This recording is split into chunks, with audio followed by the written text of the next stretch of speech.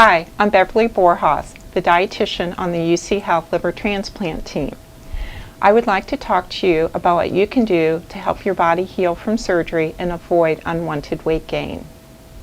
I will also give you some ideas on how to make good choices when it comes to planning your meals. As you heal from surgery, you may feel tired and not have any desire to eat. But did you know your body has a greater need for protein and calories during this time? Good nutrition will help your surgical wound heal and will also help fight infection. So when it comes to planning your meals, be sure to make good decisions and choose foods that are high in protein, like milk, yogurt, cheese, beans, nuts, tofu, peanut butter, and meats, including poultry and fish. Consuming 4 or 5 small meals a day will help keep your body strong and healthy, even if you don't feel like eating. If you feel full after a couple bites, try drinking a nutritional supplement like Boost or Ensure, smoothies, or milkshakes. Sugar-free drinks are also recommended if your blood sugars have been high, but remember to stop drinking these nutritional supplements when your desire to eat returns. This will help avoid unwanted weight gain. Keeping hydrated is an important part of the healing process. Try to drink at least 2 liters or 8 cups of water a day.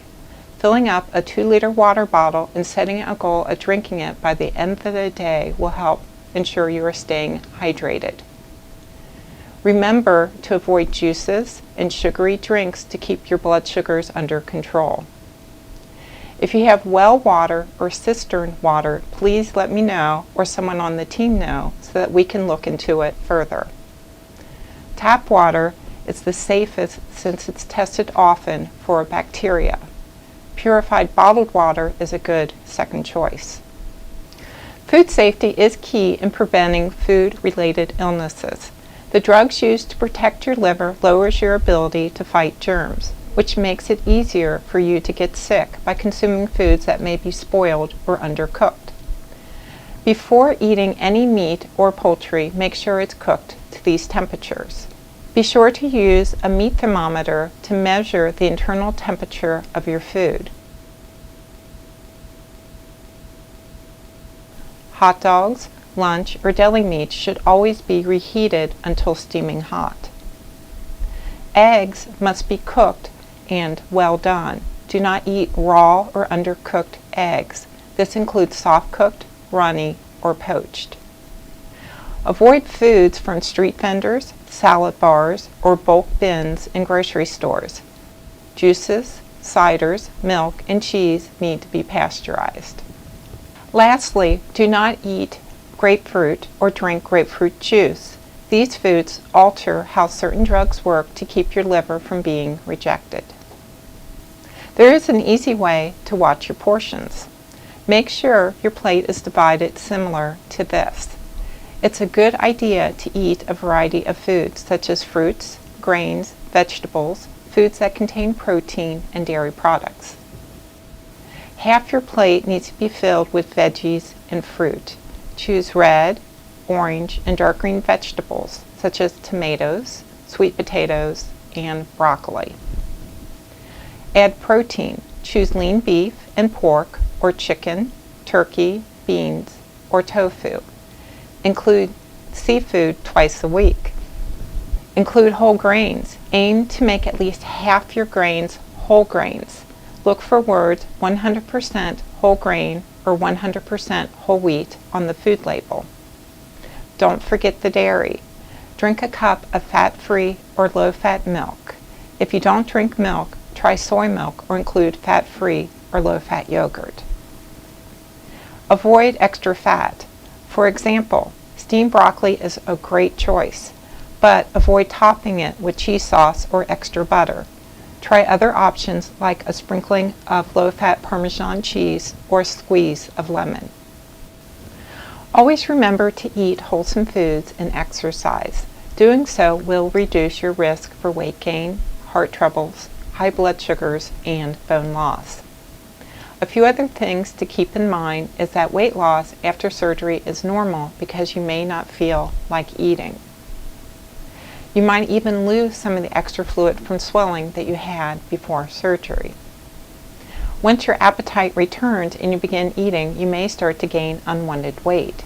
But exercising, eating the recommended foods I mentioned earlier, and portion control will help control this.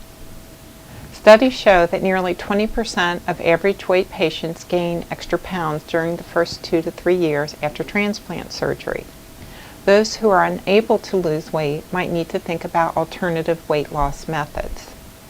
Learning to read nutrition labels is also important in staying healthy because it allows you to make wise food choices.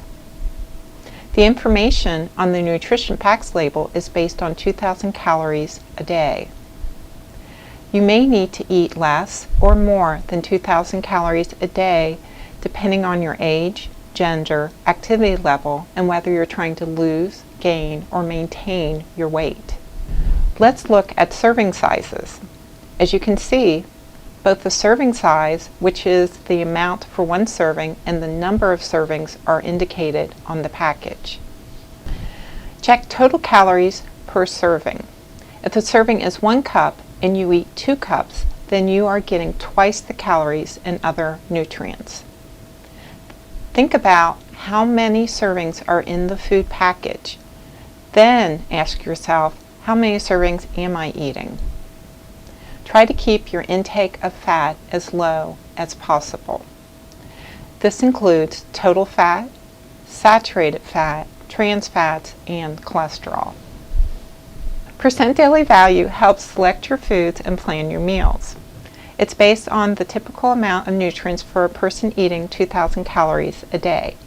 Keep in mind, not everyone needs this amount. Did you know there is no percent daily value listed on the label for trans fats? There's not enough scientific information to set this value.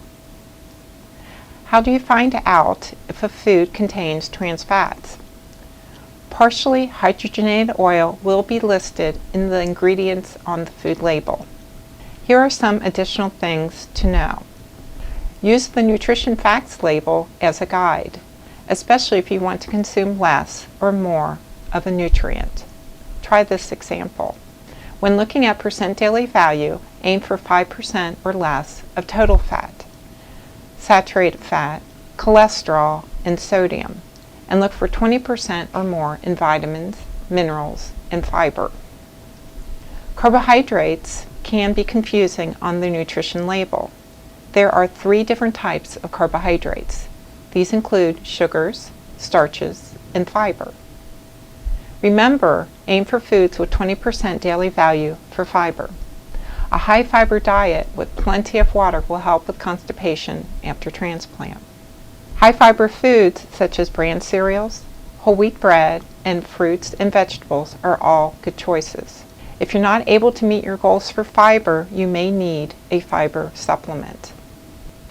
One other thing to be aware of is that there is no daily reference value for sugars.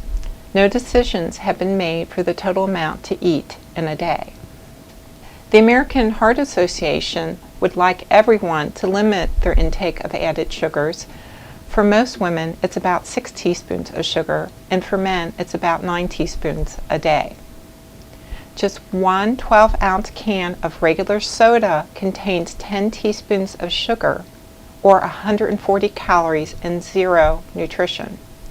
Let's look at another example and compare yogurts. The plain yogurt on the left has 17 grams of carbohydrates, and the fruit yogurt on the right has 33 grams of carbohydrates.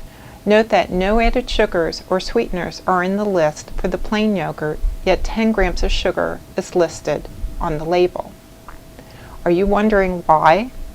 The answer is because lactose is a sugar that is naturally found in milk. This example indicates why you should read the list of ingredients on the label. There are many names for added sugars, such as corn syrup, high fructose corn syrup, fruit juice concentrate, maltose, dextrose, sucrose, honey, and maple syrup. It's key to know the things in the food you are eating.